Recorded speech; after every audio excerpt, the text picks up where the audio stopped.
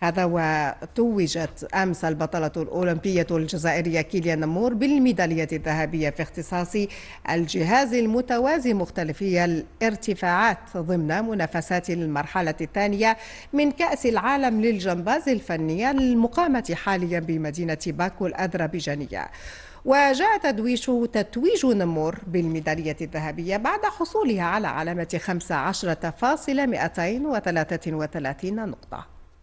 Champion with a huge score, 15.233. Federation Executive Committee.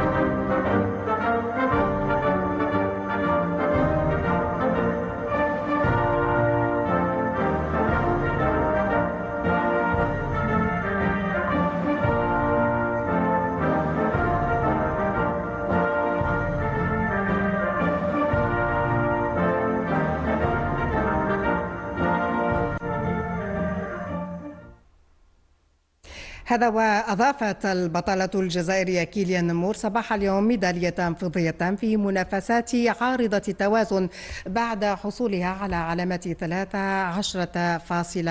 13.800.